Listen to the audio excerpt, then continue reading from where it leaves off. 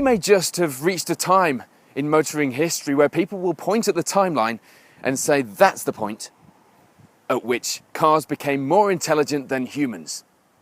You may think we reached that point with the Escort XR3, but let's not go there. Not so long ago, car manufacturers were throwing technology at cars like it was going out of fashion, not really sure what it would do. And guess what? It sort of did go out of fashion. Remember the first generation of the BMW iDrive in 2001?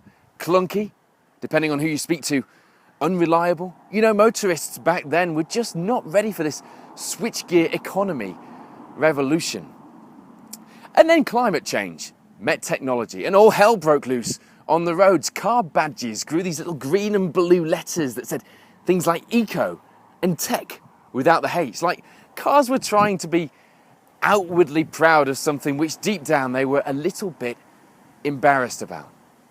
The green revolution, if you were a die-hard petrol head, looked like it had got rid of performance cars altogether. It had changed or ruined even performance motoring. Motoring enjoyment just didn't exist anymore. It had changed the world as we know it.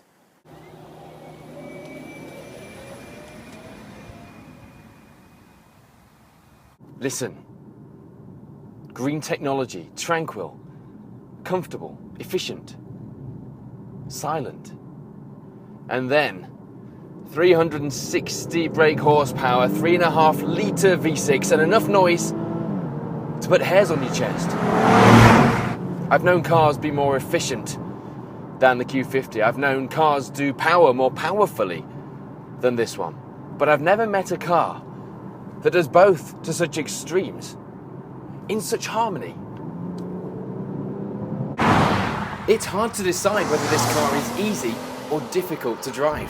There's so much kit to keep you safe and comfortable. From cameras to monitor the white lines and make automatic steering adjustments, to the world's first fully fly-by-wire steering system with multiple settings to allow you to customize the driving experience. But I almost feel like I need a team of mechanics and a couple of days at a racetrack testing, making adjustments and setting the car up to how I like to drive. Which is funny, because it was developed and signed off by a 4-time Formula One world champion. It's not that this car doesn't know what it is. The Q50 is very proud of itself, sophisticated at a party, yet leery on the football pitch. It likes to think of itself as adaptive, dynamic, powerful and handsome. No, it's not the car that has an identity crisis. Is it the driver? Am I having an identity crisis? Am I a businessman? Am I a race car driver? Am I relaxed? Do I mean business? Or am I just me?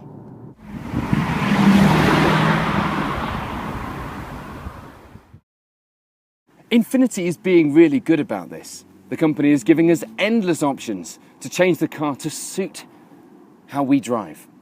You can change the weight and the feel of the steering depending on how you feel. You can change the dynamics of the suspension depending on the kind of driving you want to do on that day. You can monitor the car's performance, economy, efficiency and history with a series of bar charts and graphs. But what if I don't know anything about those things? I just want to get in and drive. Does that mean I am having an identity crisis? The Infiniti Q50 is utterly brilliant. Let's make no mistake about that. On paper, it is unquestionably one of the most clever, well thought out machines ever to grace our roads. But is it a bit too good for its driver? Can you ever be a good enough match for the Q50? I am blown away by the tech on this car. And yet I find myself drawn to one of the cheapest tricks of the whole package. A branded cloth to polish the touchscreen with. Am I on the same wavelength as the Q50? No.